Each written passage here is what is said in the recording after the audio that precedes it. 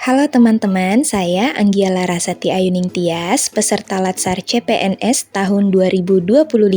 Hari ini kami memasuki pembelajaran agenda 3, yang mana di agenda 3 ini menjelaskan mengenai salah satunya adalah tentang Smart ASN. Pemerintah melalui Kementerian Pendayagunaan Aparatur Negara dan Reformasi Birokrasi atau PAN-RB saat ini tengah berusaha mencanangkan konsep Smart ASN. Konsep ini bertujuan untuk peningkatan sumber daya manusia (SDM) yang unggul, berintegritas, dan berdaya saing yang tinggi.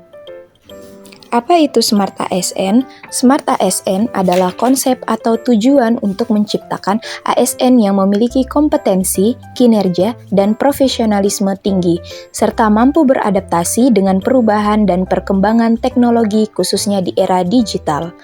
Melalui konsep Smart ASN, pegawai pun diharapkan dapat mempunyai integritas, jiwa nasionalisme, profesionalisme, dapat mengoperasikan IT, serta memiliki jaringan yang luas. Dalam pembelajaran Smart ASN, kita belajar tentang literasi digital. Artinya, sebagai seorang ASN, kita dituntut bukan hanya bisa mengoperasikan alat, melainkan mampu bermedia digital secara bijaksana dan bertanggung jawab.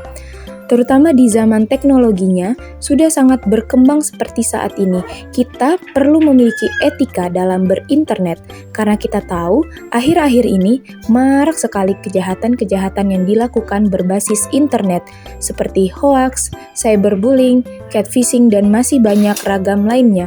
Untuk itulah kita dibekali dengan pengetahuan untuk berinternet dengan bijak.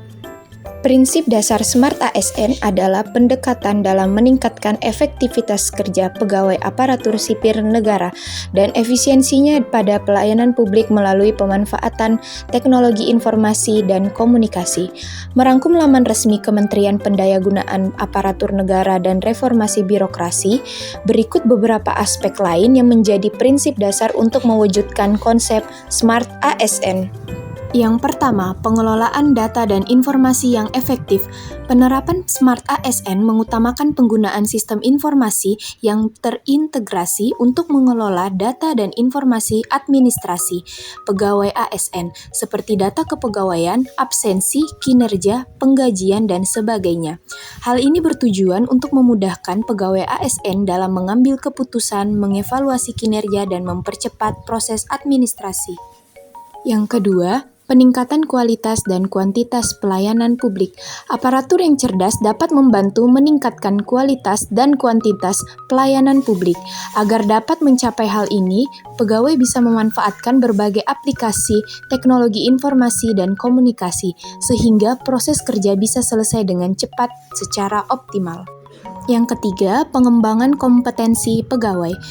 Hal ini bertujuan untuk meningkatkan produktivitas dan efektivitas kerja pegawai dalam mengelola administrasi kepegawaian dan melayani masyarakat. Yang keempat, monitoring kinerja dan evaluasi yang akurat. Hal ini tentunya dapat meningkatkan akuntabilitas dan transparansi dalam penyelenggaraan pemerintah dan pelayanan publik. Yang kelima, penerapan strategi yang terintegrasi. Hal ini akan mempercepat dan memudahkan proses administrasi serta memperkuat transparansi dan akuntabilitas pemerintahan. Dalam keseluruhannya, konsep pegawai cerdas ini sangat relevan dan penting untuk diterapkan dalam konteks pemerintahan yang modern, kompleks, dan dinamis. Smart ASN ini juga dikaitkan dengan tugas dan fungsi saya sebagai ahli gizi. Di sini saya menjabarkan mengenai keterkaitan Smart ASN dengan tupoksi gizi. Kita bisa lihat bersama bagaimana hubungan atau keterkaitan antara Smart ASN dengan tupoksi gizi. Yang pertama, salah satu contohnya pemantauan status gizi. Di sini kita menganalisis data melalui EPPGBM. Kemudian ada edukasi gizi, kita bisa menyebarkan edukasi berbasis media sosial, infografis, atau webinar.